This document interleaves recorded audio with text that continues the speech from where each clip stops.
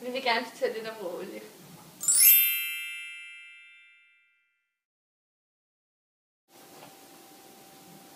Ja, jeg skal fortælle lidt om dannelsen. Råolie er i princippet bare lavet af døde dyr og planter, der er flere millioner år gamle. Og de har så ligget nede i sådan nogle små hulrum i jorden, hvor der ikke er noget luft, hvilket vil sige, at de ikke kan dekomponeres. Og dekomponeres betyder, at rådnes, de kan simpelthen ikke rådne. Og så er det, at trykket forøges, og dertil bliver det lavet til råolie. Vi vil gerne vise nogle forsøg omkring råolie. Det forsøg, vi skal lave nu, det omhandler, hvordan olie og vand selvfølgelig kan blande sig, og hvordan olie stiger i forhold til vandet. Her har vi et glas med nogle gennemsigtige perler, som skal vise modstanden, f.eks. jord eller sand. Så har vi et lille reagensglas, en prop, og her har vi olien og til sidst vandet. Vi vil starte med at tage reagensglasset, og så vil vi sætte perlerne ned i, som jo er modstanden. Så tager vi vandet og hælder ned i reagensglasset.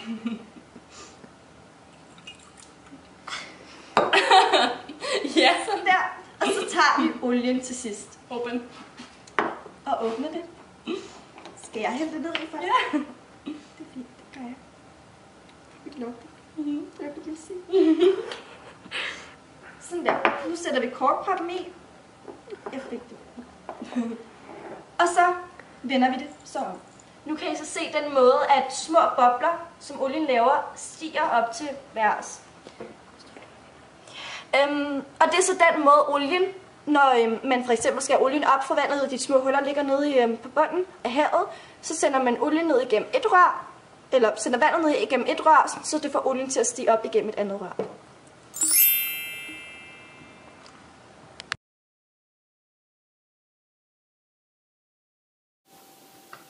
Ja, jeg fortæller om begyndelsen af brug af olie. Det var i det østlige USA, hvor man første gang fandt råolie. Men fordi det selvfølgelig var første gang, så fandt man det i kun 23 meters dybde.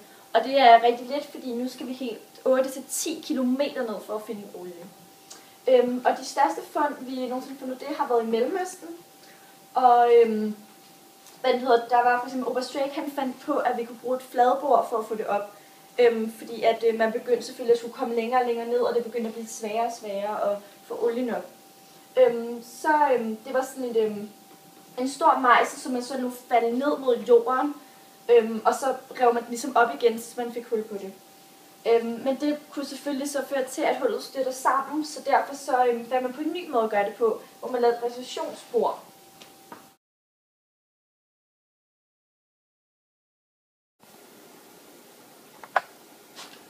Ja. Som sagt, så ligger olien nede i undergrunden. Og der er, vi mener, at 60% ligger i Mellemøstens undergrund. Og jeg kan også for eksempel finde olie i havets undergrund. Ligesom Nordsøen. Geologer kan ved hjælp af forskellige metoder lokalisere de steder, hvor man kan finde olie. Den mest kendte metode er seismisk, hvor man sender en lydbølge ned i undergrunden. Og når lydbølgen rammer et nyt lag i undergrunden, sendes en del af lydbølgen retur til overfladen. Og på den måde kan geologer skabe et kort over undergrunden. Men imidlertid er den eneste måde at være helt sikker på, om det er olie eller gas, man finder, er at bore. Og det ligger selvfølgelig ligesom 1000 kilometer dybde.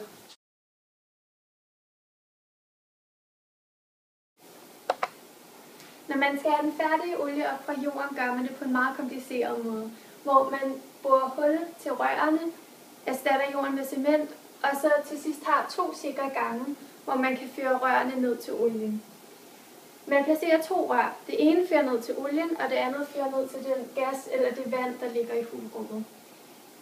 Når rørene er sikkert placeret, begynder man at pumpe enten vand eller også gas, det kommer an på, hvad der er i hulrummet, ned af det rør, der ikke ender ved olien. Så vil det pres, der opstår i hulrummet for olien til at komme op af det andet rør, op til en olieplatform eller til et tankskib. Når tankskibet så er fyldt med olie, sejler det hen til et raffinaderi. Og det, der sker på et raffinaderi, er, at man koger olien, så det bliver til damp. Og så når dampen er steget til værs, så begynder man så at afkøle det igen. Og afhængig af, hvilket kogepunkt de forskellige stoffer i råolien har, vil det så falde ned igen på forskellige tidspunkter. Så når man afkøler det, vil tungolie allerførst falde til bunds, og så kan man tage det fra, og så videre. Og på den måde kan man fordele oliens stoffer i forskellige kategorier, og så dele det op. Ja, og så er vi så nået til vores andet forsøg i vores video, hvor vi vil demonstrere, hvordan man får olie op fra jorden igennem sådan et oliekraftværk. Og vi skal bruge en kronisk kolbe og noget råolie, og så en lille beholder, som vi vil bruge som vores olietank, hvor olien skal hen. Og så har vi så 2 glasrør, der er blevet sat ned i sådan en prop. Og så har vi et molekylesæt, hvor vi lige nu vil demonstrere nogle af vores stoffer. Men vi skal starte med at have den her kolbe og hælde noget vand i den.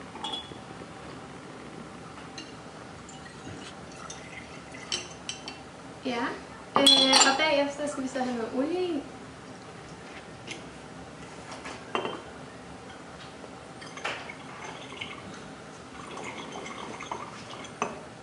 Og så ligger der så automatisk et lag af luft, selvfølgelig deroppe, hvor der ikke er noget.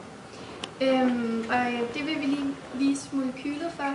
Det er et molekyl, der hedder metan, som består af 1 sort og 4 hvide. Og det er det enkleste af de der gasarter, som vi laver.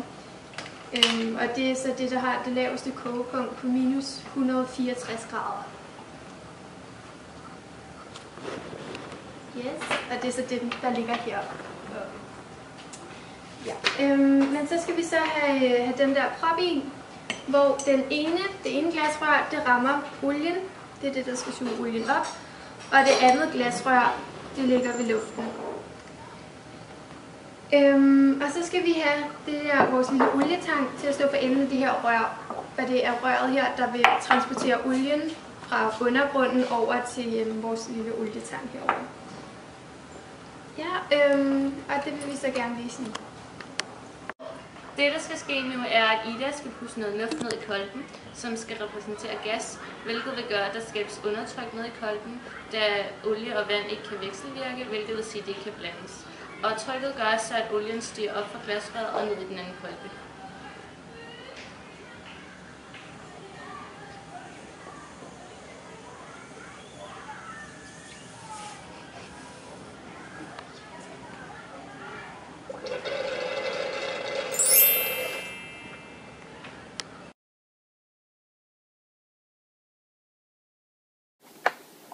Det er svært at sige, hvor lang tid man kan blive ved med at bruge olie. Det kommer meget an på, om man finder olie nye steder i verden, og hvor meget man bruger. Men meget tyder an på, at vi, som i verden, bruger mere olie fra år til år. Og man siger, at vi samlet hele verden hver dag bruger en mængde olie, som har taget 10.000 dage at danne. Nogle siger, at der er nok olie til at forsyne os for de næste 40 år.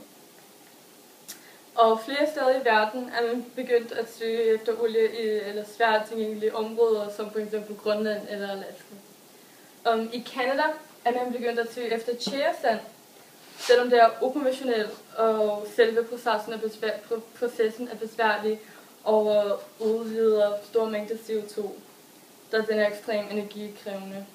I USA forbereder man lige så besværlig og forurenende udvinding af olieskifer.